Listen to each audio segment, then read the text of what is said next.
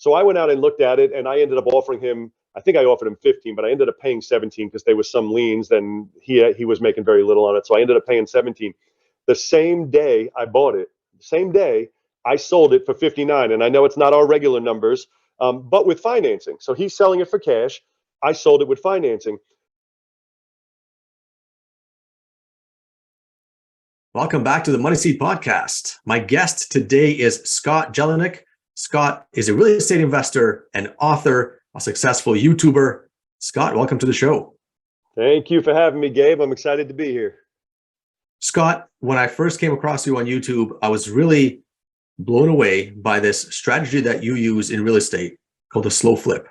Tell us, Scott, what is a slow flip?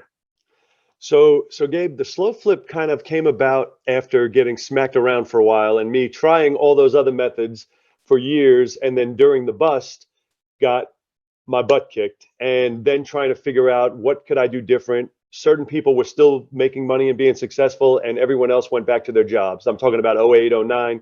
And so after interviewing and meeting with people and trying to find out what are you doing differently, I came up with several different concepts that were across the board the same. And people argue on this all the time, but it's I can say it as a fact now. They all owned their stuff free and clear.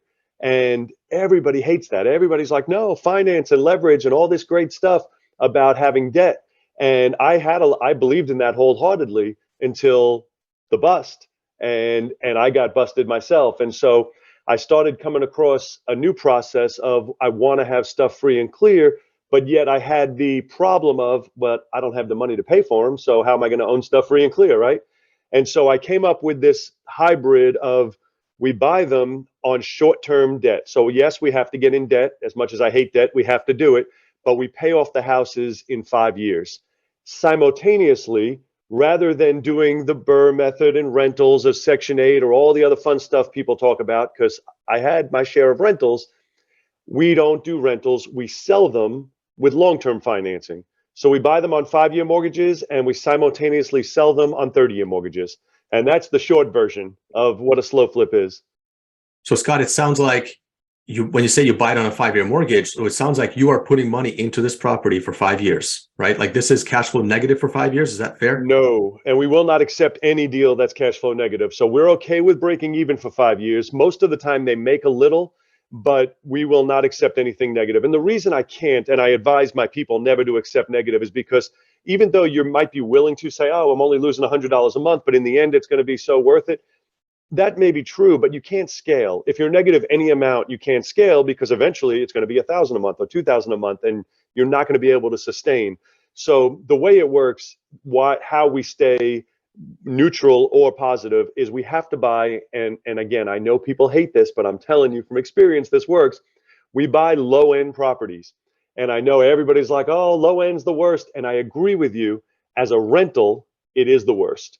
As a rehabber, it is the worst. As Section 8 person, it's the worst. But as a slow flipper, they're the best. Because what I call it real estate purgatory. It's the houses nobody else wants. So we can buy a house, and I'm just going to give you rough numbers.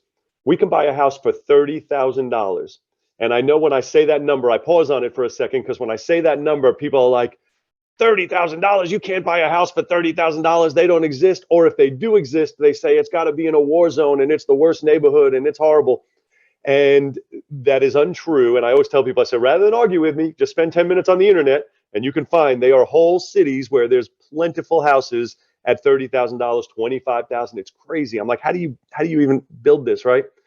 So then we'll buy them at $30,000, and then we buy them on private money. And let's assume we borrowed the whole $30,000.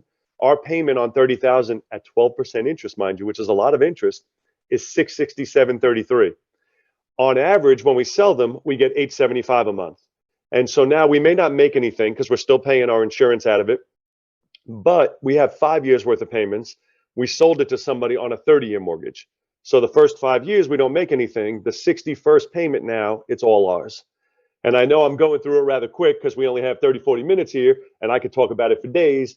But that's the short version of the way it works. We never will go cash flow negative. I fight against it because, again, it wouldn't be sustainable. And so you acquire a property for, let's say, to use the example that you gave, $30,000. You finance the entire 30,000.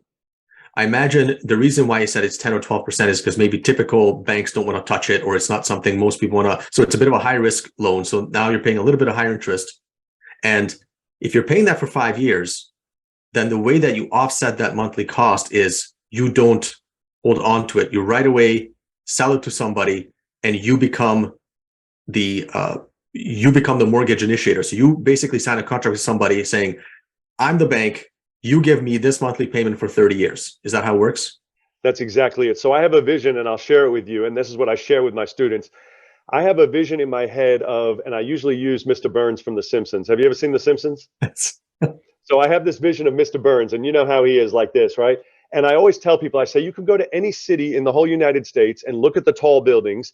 And on the side of those buildings, what are you going to see? You're going to see bank names, right? And the banks, and I vision Mr. Burns being at the top of the building like this. Well, as it's traditional landlords, traditional investors.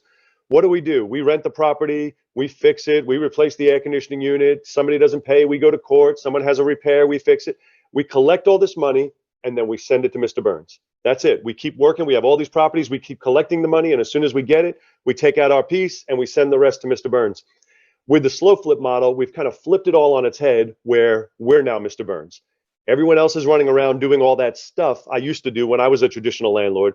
But now all I have to do is I go to my P.O. box and they're sending it up to me. And so that's exactly what we flipped this whole thing on its head, where we're operating like a bank, not like a traditional investor, a traditional landlord, or a burr guy. We're just like a bank. All we do is process payments. We're not doing any of this landlording type stuff. Do you add value to the property? So if you acquire a property for 30,000, are you going to like rebuild the kitchen, bathroom, fix the roof? Like, are you going to add value to it before you sell it? No, the value we add is in the financing. So this is an interesting thing. So we do not add any value. I have multiple houses. I have 40 something in the Midwest that I've never seen until this past weekend. And the reason I even went this weekend is because I had to be at a meeting in St. Louis. And so I had Monday and Tuesday meeting. I said, well, I have to be there anyway, so let's go early. So I went Saturday and I drove around to see some of these properties I own. And I actually contracted 5 more while I was there, because I was there anyway. But we never even see them. The value we add is the financing. The reason is there's a hole in the marketplace. And the hole is, and I think you even mentioned it, banks won't lend on these properties. Banks won't lend on them. The buyers need the financing. The sellers need the cash. And so we get in the middle because we raise the private money. So we give the seller the cash and we give the buyer the financing. So the value add for us is that we're providing the financing. We don't add value to the actual property. Amazing. Yeah, and this is like a completely different method than anything else out there, than anything else I ever heard of. How did you stumble on this method? So it's complicated, but I'll tell you, again, I'm trying to give you short versions so I don't keep you here till midnight. But I used to do a very similar model with mobile homes in early, maybe 2004, 5, 6. I used to do mobile homes where I would buy them, same hole in the marketplace, right? Because nobody would finance mobile homes.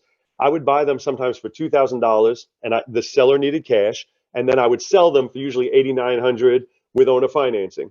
And I liked it, except the challenge with mobile homes is if you're dealing in mobile home parks, which is what I was doing, you're in someone else's playground. They own the park, they get to make the rules. And so I had about 25, 26 of them. Then they aggravated me, treating me different than they were treating everyone else. And I stopped doing it. Well, then after the bust, I got beat up during the bust. We don't have to get into that whole thing, but I lost a lot of houses to foreclosure, and I had 84 or something going into the bust. I lost about 55 of them to foreclosure.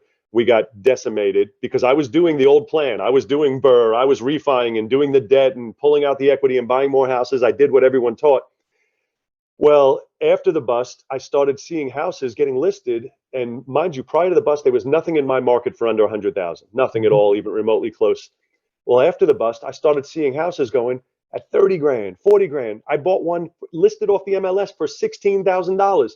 So they were so insanely cheap temporarily.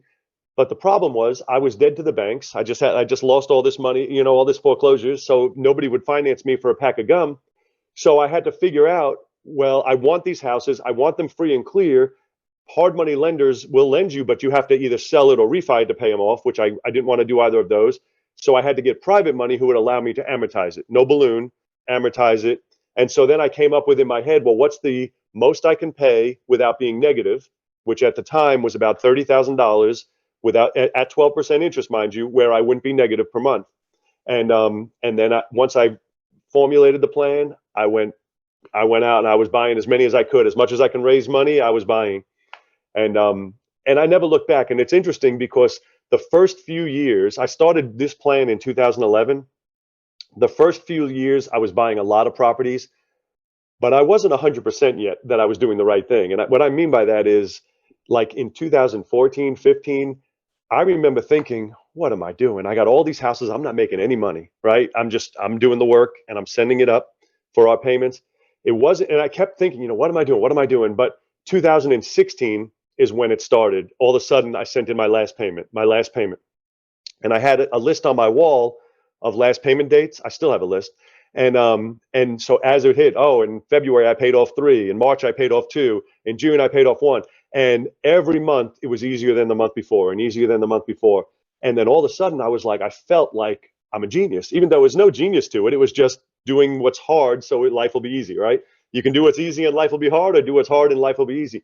And so it was hard for those 5 years, but at the end of the 5 years, it all came together. And so now I have 170 of them now, and I 170 and 5 under contract, but I have just under 80. I think it's 78 or 79 that are already free and clear.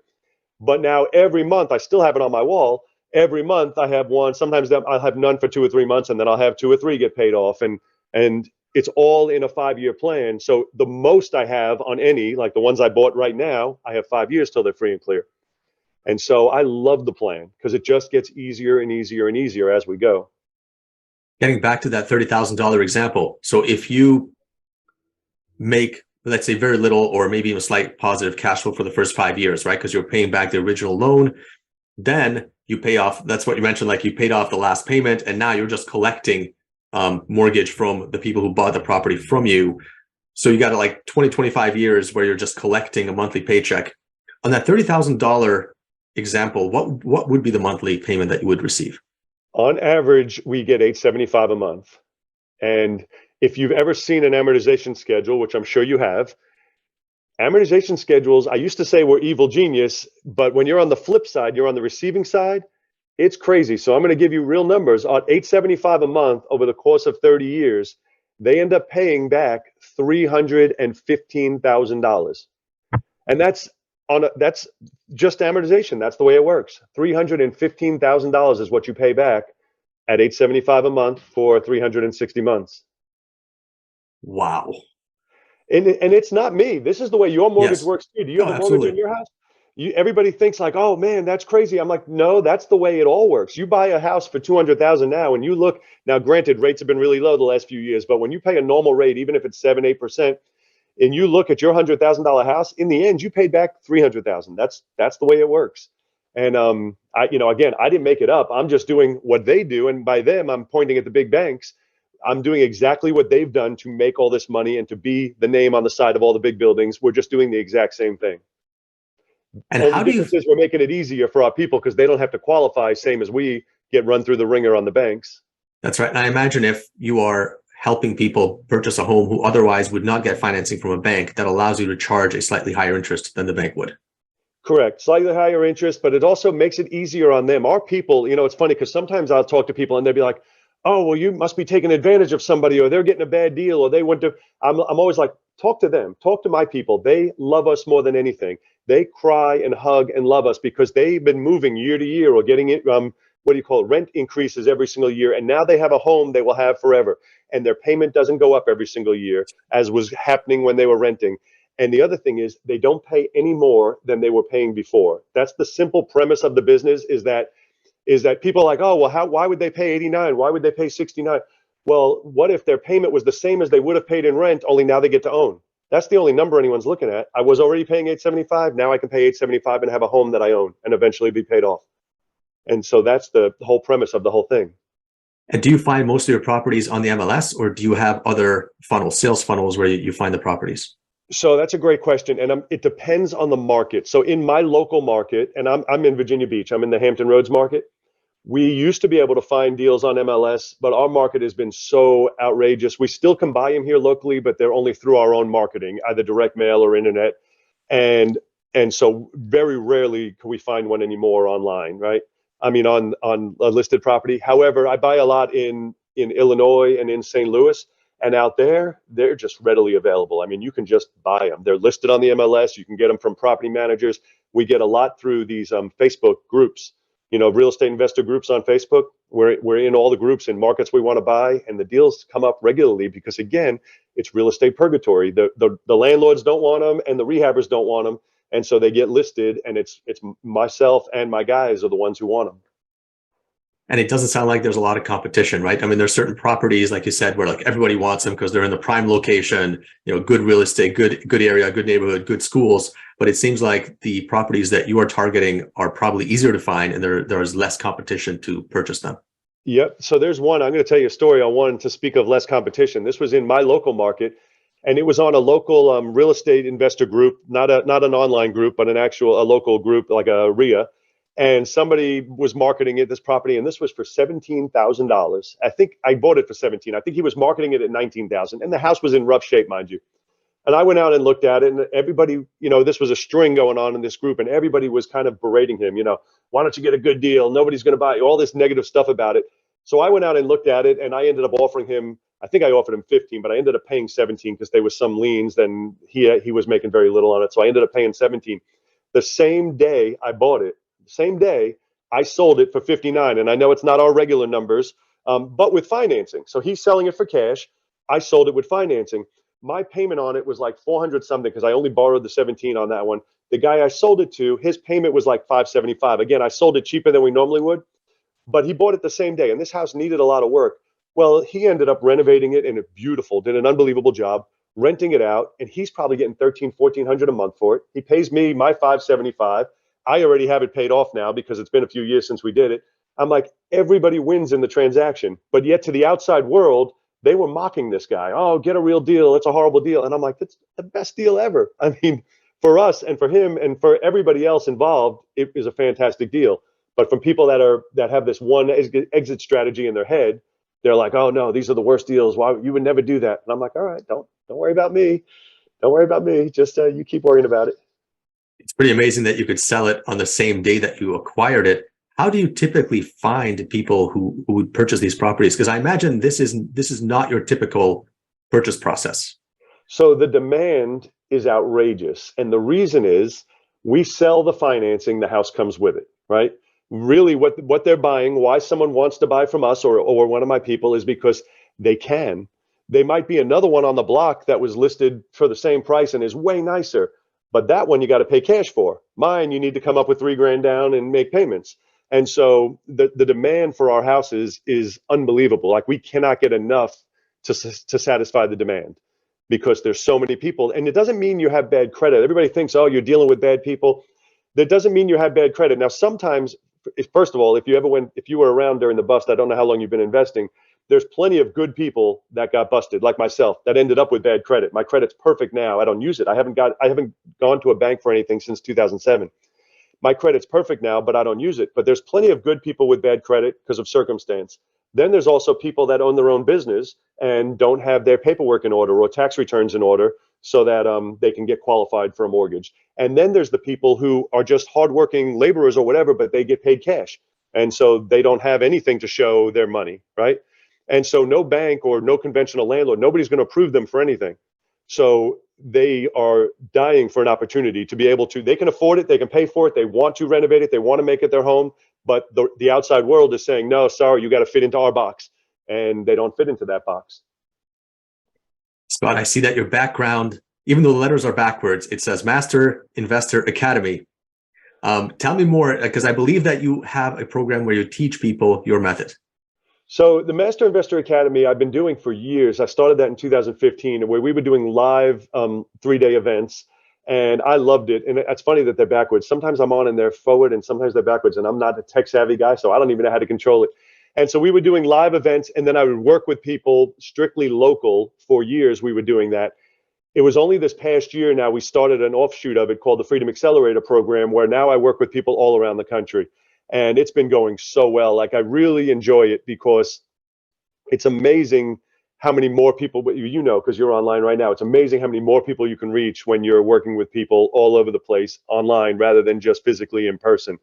And so we started doing a program where the way the Freedom Accelerator program works is we have, I call it course, coaching, and community, and it's all three things together. So we coach once a week. We all get together online and go over everybody's deals and questions and answers. And even when everything's great, there's always going to be problems that come up. There's always going to be something that you didn't think of. And so we go over all those scenarios, and then we also have a community, so they all talk to each other. People that are in different, because we're buying in Ohio, in Indiana, in Illinois, in Missouri, all in Alabama, and so the people that are in those same markets like to communicate with each other to go over what paperwork you use and which lawyer you're using, and how we're getting everything done. So I've been really, really happy with the way that's all been working out, because that was something new to me. Again, I'm not a tech savvy guy, as you can see by my letters, but I love the idea of how many more people we're reaching now. Tell me more about how long it takes to go through the program and how much the program costs. So I actually don't. I do a lot of things that may not seem too bright, but I don't have an end date. Like when I started, I used to do well. It was a year program. It was a 6-month program, and the problem is, I found out that, well, what happens after 6 months or after a year? I'm like, we do this for life. I mean, this is who we are. So the people in the group become part of, they're your family, right? And so I'm like, well, how do we tell them after a year, sorry, you're out? So I made it open ending to where I never get rid of anybody, because how could you? I mean, they're part of the group. The way I do it is, once they're in, and I just leave them be. So I think I told you already. So I wrote a book called The Art of the Slow Flip. And I was telling you, as we spoke beforehand, that I was going to give a free copy to your people. Anybody who's interested, if they go to slowflip.com, they can go ahead and get signed up, and I'll send out a free hardcover copy for them so they can learn. Because I held nothing back. And when you read it, and I don't believe you've read it yet, Gabriel, and I'll send you a copy. I held nothing back, and it literally goes through step by step every single part of the process. That's amazing. Thanks so much for that. We really appreciate it. And that's not the only book you wrote. I believe that this is your second book now, right? Correct. Yeah. The first one was called Work Just Gets in the Way of Making Money. And I'll tell you something funny about that. So that book came out in 2016. Everyone always asks me, so I'm different than a lot of people in the sense that I don't believe in what they call push button real estate. You just buy a program and checks will come in the mail. I always tell people, I say, we make our money in the living room. We make our money dealing with people. And so when they hear the name Work Just Gets in the Way of Making Money, people think that was meant to imply that this business doesn't take work, which is completely the opposite. I mean, we work a lot, but it's good work, and I don't mind the work. It's not like we're digging ditches, right? We're doing deals. But years ago, I used to always have people ask me how to do this. Can you teach me how to do it? Can you show me how to do what you're doing? And when I would answer them, it would almost some variation of the same answer, which was always, well, that's easy for you. You don't have a job. I can't do this because I'm too busy at work. And I used to always think, I'm like, do you hear what you're saying? You're too busy working to make money. You're too busy at work to make money. And so I was always joking back then. I'd say, someday I'm going to write a book and I'm going to call it Work Just Gets in the Way of Making Money. And I did. But it was never meant to imply that this business doesn't take work. It just means that your job basically gets in the way of your dreams, in the way of building your life. You have to have your job, obviously, until you can set yourself free. But it gets in the way of making money, which it's ironic because you're at work to make money, but it's what stands in your way. That's a great title, by the way. And I fully agree, right? Is that we all need a W-2 job to get going and to secure our financial, everyday life, whether it's paying the rent or paying the mortgage or putting food on the table. But at some point, as your income starts to grow and as your investment starts to grow, at some point, I love talking to people about when they made that decision to say, I'm going to quit my W-2 job and focus on my entrepreneurial pursuits full time. That's always a really, really cool discussion. I really love the way that you give back to the community, Scott. So it's not only that you have this amazing way to make money in real estate, you're teaching it to other people, you're writing books, you also have a YouTube channel, and you also have a website. So tell us about the YouTube channel and the website, and we'll put all these links in the show notes. So if you go to YouTube, you can just type in my name, which is Scott Jelinek, Jelinek, and it'll pop up. And I try and do, it's difficult. Do you have a YouTube channel? I do. So, and I don't know how long you've been doing it or how many you put out, but it's tough. I've gotten better now at being consistent every day, one or two every single day. But I started the YouTube channel way back in, I think it was 2011 or 12. I think it was 11. And in the beginning, I was great. I was doing one every day, but it's tough to come up with a new content, a new question, a new something to come up with. Plus, back then it was different where long form content was what was big. Now short form content's big. And so then I would fall off and I wouldn't do any videos for a week or a month, and then I would do some here and there, and then I finally got re-engaged to where I'm committed to at least one a day. I try and do two or three a day, but they're short form content. And the way I got around it, and I'm curious, I haven't not looked at your channel, Gabe.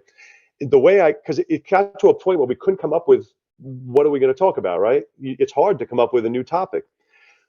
And then I had an idea, and it wasn't my idea. I saw somebody talking about it online, that rather than creating content, you just are the content.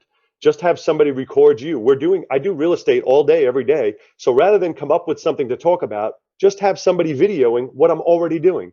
And so we started doing that, and it's been working out so much better, and it's so much easier on me because I don't have to think of what are we going to talk about or what am I going to teach. I just literally go through my day as I would normally do, except somebody there videoing. And I only video one day a week, but it's so much easier on me because I don't have to. And I don't know what your channel's like, Gabe, but when you have to come up with an idea for every video, it's tough. After you do 30, 50, 100 videos, you're like, well, what am I going to talk about now?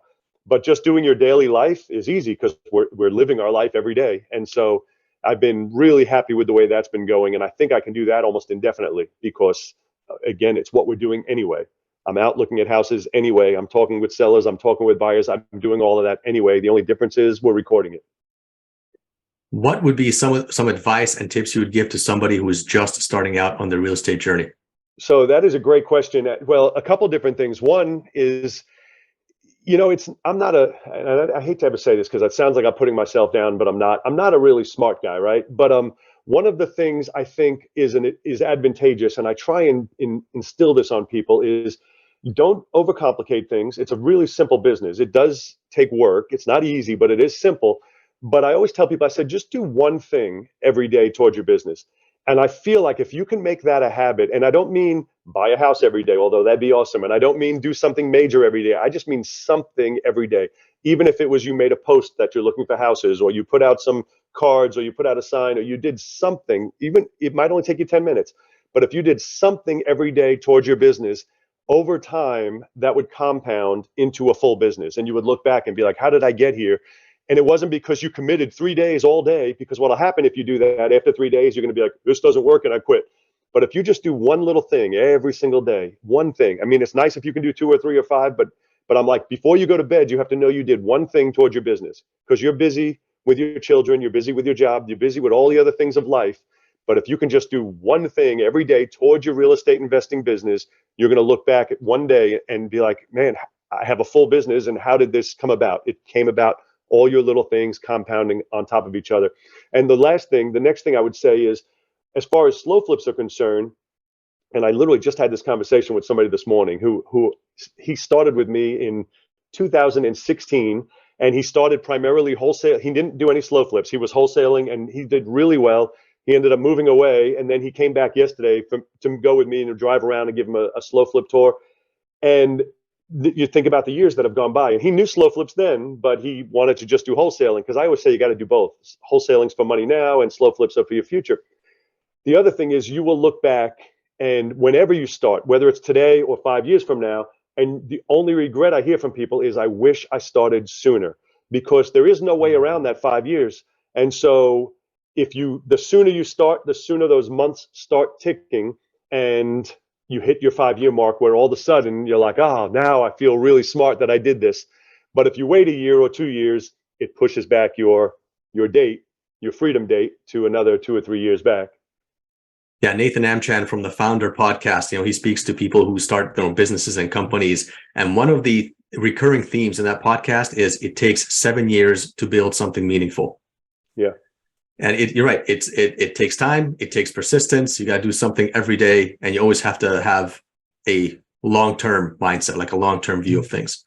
Yeah, and it's hard because and I just talked about this with somebody. I had lunch with a guy who was 21 last week, and he wants to do this. And I remember when I was telling him about the 5 year thing, and really it's about seven. It's 5 years to one house to be done, but it takes about 2 years of buying them, to have enough to be free. So you're talking about 7 years. And I said, well, when you're 21, I said, that's a quarter of your life I'm talking. So for you, that sounds like crazy. I'm not waiting 5 years. When you talk to somebody older, you're like, 5 years is nothing. 5 years, 5 years comes and goes like that. Better to have started now. The 5 years are going to be here before you know it. And in the end, you'll be glad you did. One of the things I end all my meetings with my students is one of the things I always say is do something today your future self will thank you for. And I really believe in that because a lot of the stuff we're doing, we get no benefit right now. But I'm always thinking about my future self. I'm like, I'm not gaining from this, but in 5 years, my future self is going to be thankful that I did this today because that's when the benefit's going to be. I'm not going to get the benefit, but 2028 Scott is going to be really thankful that I did it now. Absolutely. Scott Jelinek, thank you very much for taking the time to speak with us today. I love your story. I think it's quite unique in the real estate world, and I'm glad we had a chance to connect. Where can people reach out to you to learn more? The best place is going to be the simple website. If you go to slowflip.com, I mean, obviously you can follow me on all socials just by typing in my name. I'm on everything. I literally am on everything: on YouTube, TikTok, Instagram, Twitter, Facebook. But the best way to learn about slow flips, if that's something that resonates with you, and it doesn't resonate with everybody, I'm well aware. Some people are like, but I love my house. If then that's not for you. If you're in it for the monthly cash flow and the freedom, slow flips are great. If you love your house, you probably wouldn't like slow flips very much. But if it does resonate with you and it's something you would find interesting and you want to learn more about, the best way to learn is just to go to slowflip.com and get a copy of the book absolutely free. And that will go through everything from A to Z. So you'll know exactly what it is we're talking about and how we do it. Absolutely fantastic. Thank you very much for your time today again, Scott, and have a wonderful day. Thank you for having me on. I had a great time and I will see you soon. Thanks. Bye-bye. Bye-bye. Hey, thanks for joining us for another episode of the Money Seed Podcast. Please remember to click like and subscribe. It really helps spread the message to other investors and it helps attract new viewers to the show. We appreciate your support. Thanks very much.